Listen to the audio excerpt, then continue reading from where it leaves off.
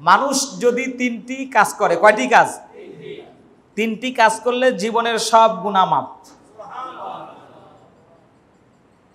এক নাম্বার, আল্লাহ রাসূল বলেন কোন মানুষ যদি ইসলাম কবুল করে, ইসলাম গ্রহণ করে, ইসলাম গ্রহণ করার সঙ্গে সঙ্গে আল্লাহ রাব্বুল আলামিন ওই ব্যক্তির জীবনের সব গুনাহ মাফ করে দেন।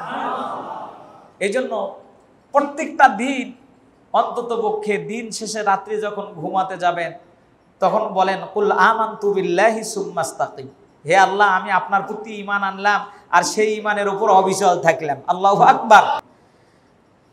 তাহলে এক নম্বরে জীবনের সব গুনাহ মাফের জন্য ইসলাম কবুল করা। কি কবুল করা? দুই নাম্বার হিজরত করা। দুই নাম্বার কি করা?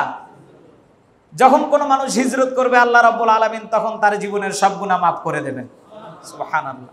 হিজরতের উপর থাকতে চাই কি চাই না? ইসলামের জন্য বিশ্বনবী সাল্লাল্লাহু আলাইহি ওয়াসাল্লাম মক্কা থেকে কোথায় হিজরত করেছেন? মদিনায়। সাহাবা আজমাইন মক্কা থেকে আবিসিনিয়ায় হিজরত করছেন। এই জন্য দিন প্রচারের জন্য হিজরত করা এটা অত্যন্ত জরুরি। আর আপনি যখন হিজরত করবেন তখন আল্লাহ জীবনের সব গুনাহ মাফ করে দেবেন। সুবহানাল্লাহ। এরপরে বিশ্বনবী সাল্লাল্লাহু আলাইহি ওয়াসাল্লাম বলেন আল্লাহ পাকের সন্তুষ্টি লাভের উদ্দেশ্যে আমার কোন উম্মাহ যদি হজ করে, কি করে? হজ করে।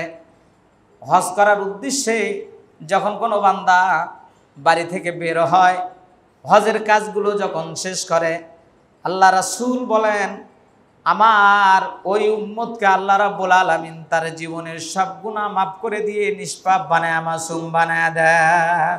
সুবহানাল্লাহ।